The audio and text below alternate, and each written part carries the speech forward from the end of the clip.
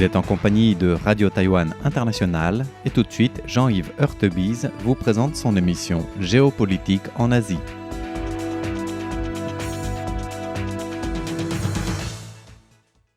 Chers auditeurs de Radio Taïwan International, bonjour pour ce deuxième épisode de notre podcast sur les relations Chine et Union européenne, pour ce point sur ces relations que nous avons commencé la semaine dernière pour notre podcast Géopolitique en Asie.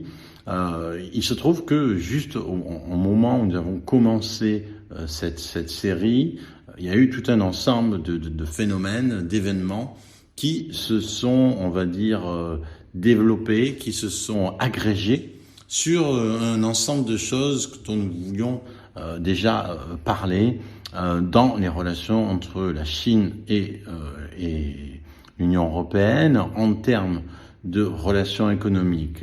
Donc, d'une part, comme on l'a rapidement évoqué la semaine dernière, le fait que Trump a repris une politique tarifaire, une politique de droits de douane envers en fait la plupart des pays, Union européenne et aussi Chine, et alors que il est toujours entre États-Unis et Chine, il y a toujours cette menace qui pend de 30 à 37% de tarifs douaniers qui s'appliqueraient sur certains produits chinois.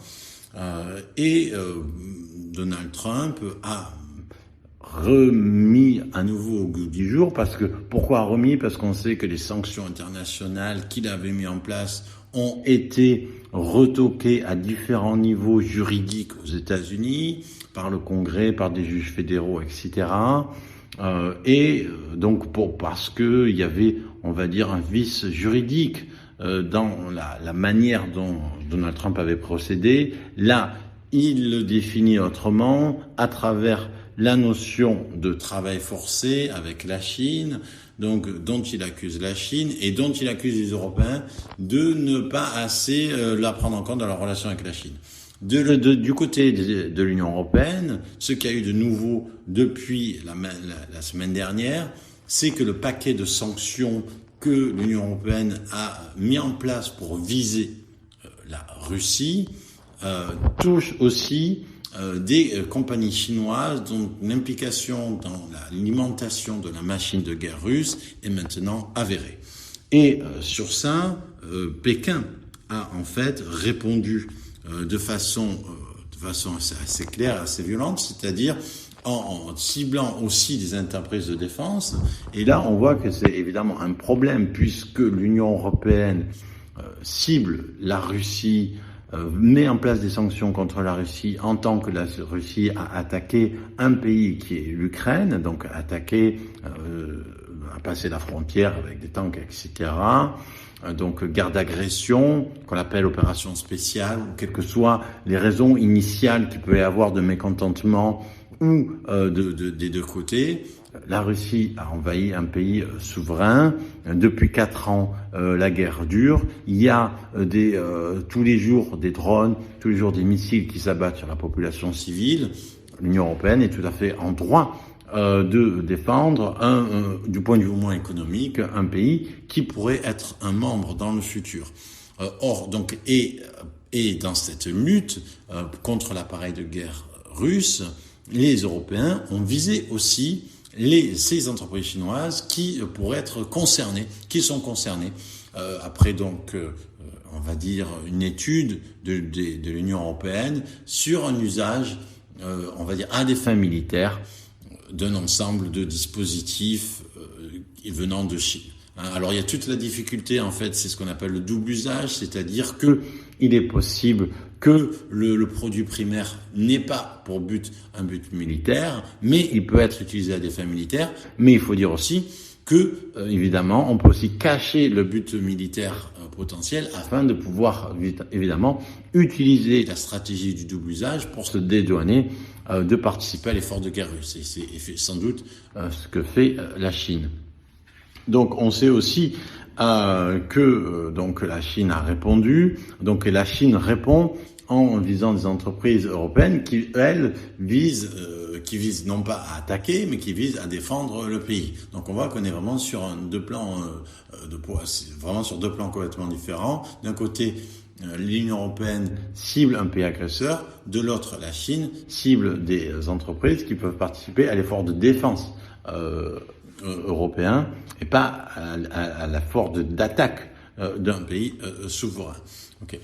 Donc un autre, évidemment, ce dont on a parlé la semaine dernière, c'est par rapport aux métaux, par rapport à la dépendance, par rapport à la volonté définie lors du G7 notamment de minimiser cette dépendance. Mais la vraie question, on le sait, c'est celle de ce qu'on appelle les surcapacités, le overcapacity, qui pour la Chine est vraiment évidemment quelque chose qui est un point de friction avec l'Union européenne et parce que la Chine n'estime pas être dans une surcapacité. Donc essayons de reprendre tout ça. On l'a déjà évoqué les chiffres. L'excédent commercial de la Chine a atteint 1190 milliards de dollars américains l'an dernier. Au cours des 5 premiers mois de 2026, les exportations vers l'Allemagne ont progressé de 17,3% sur un an. Donc l'économie allemande qui a été pendant très longtemps une économie d'exportation et notamment dans l'industrie automobile est en fait dans une crise structurelle. Et ce qui est intéressant, d'ailleurs, comme les choses peuvent avoir des conséquences différentes, la manière pour l'Allemagne de sortir de cette crise industrielle, c'est de remobiliser cette capacité industrielle sur des finalités autres et notamment la défense. Donc, ce qui aussi évidemment pose question au niveau évidemment de la défense européenne. Et on sait aussi que l'Allemagne avait publiquement, le chancelier allemand Friedrich Merz avait à ce moment-là publiquement affirmé que la Chine en fait était dans une sous-évaluation considérable de sa monnaie de 30%. Le yuan serait sous-évalué de 30%, ce qui évidemment donne un avantage compétitif, un autre avantage compétitif en plus des subventions et en plus du problème des surcapacités. Donc la Chine évidemment a répondu par un discours rassurant, il n'y a pas de surcapacité ni de choc 2.0. Et ce qui est intéressant, c'est que le Global Times, donc qui est un peu commencé, on va dire la voix non officielle, la voix officieusement officielle on va dire de la Chine dans ses relations publiques avec le reste du monde, ça en anglais, donc a contre-attaqué en remettant en cause la productivité européenne et en dénonçant une volonté néocoloniale, c'est-à-dire si l'Europe cherche à se protéger des importations chinoises, ça serait néocolonial, ce qui évidemment n'a aucun sens historique. Donc on peut parler peut-être de colonialité quand on impose aux autres ces produits, mais quand on résiste aux produits des autres, ça n'a absolument aucun sens. C'est difficile mais évidemment. Ça permet d'agiter la fibre, on va dire, post-coloniale, et ça marche toujours. Donc la Chine dit que c'est néocolonial pour l'Europe d'essayer de mettre en place des mesures pour faire face à cet excédent d'importation. Et aussi, la Chine a dit, voilà, on n'est pas du tout dans le même cas que le Japon, on n'a pas besoin d'accord Plaza pour réguler notre politique monétaire. Et aussi par rapport à ces événements qui remontent là à juin, le Premier ministre chinois Li Qiang avait profité de la cérémonie de réouverture de la 15e réunion annuelle des nouveaux champions, ce qu'on appelle le Davos d'été, qui est une sorte de Davos avec des caractéristiques chinoises, pour remettre en avant l'idée d'une opportunité chinoise 2.0. C'est-à-dire, il n'y a pas un choc chinois 2.0, il n'y a pas une surcapacité, il n'y a pas d'un coup tout un ensemble de produits qui déferlent vers le monde parce que ils se heurtent à des barrières tarifaires aux États-Unis et parce que l'économie chinoise est déprimée. Mais c'est une ou deux nouvelles opportunités. Mais voilà, mais c'est pas vraiment la manière dont l'Europe le voit. Alors, comment le comprendre ? Ce qu'on voit déjà, c'est qu'on va difficilement arriver à un accord. Alors, les discussions seront mises en octobre, on va voir ce qui arrive en octobre, mais en fait, les deux parties parlent de choses complètement différentes. En fait, il y a pas, évidemment, un peu un dialogue de sourds. Alors, ce qui est vrai aussi, c'est que l'économie chinoise, en fait, elle est dans une position plus fragile qu'on perçoit habituellement. La question, en fait, des surcapacités, on peut dire, c'est à la fois mal critiqué, comme une attaque contre l'Europe, et mal défendu comme un processus naturel de la puissance chinoise. C'est-à-dire que la question des surcapacités, c'est pas simplement une guerre que fait la Chine à l'Europe, ça serait une manière erronée de percevoir ça, et c'est pas non plus simplement quelque chose qu'on peut justifier comme un effet naturel de la puissance et de l'innovation chinoise.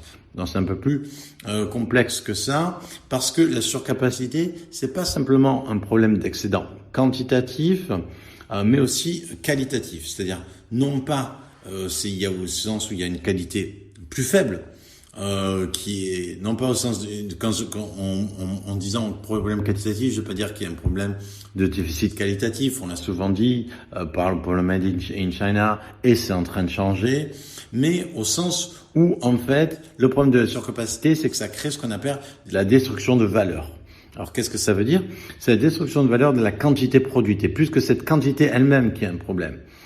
En fait, c'est lié à un concept chinois qui a été mis en place par l'économie chinoise eux-mêmes, à la fois pour le critiquer et pour y faire face, le concept de ce qu'on appelle d'involution, c'est-à-dire de marche en arrière de l'économie ou de retour sur elle-même de l'économie.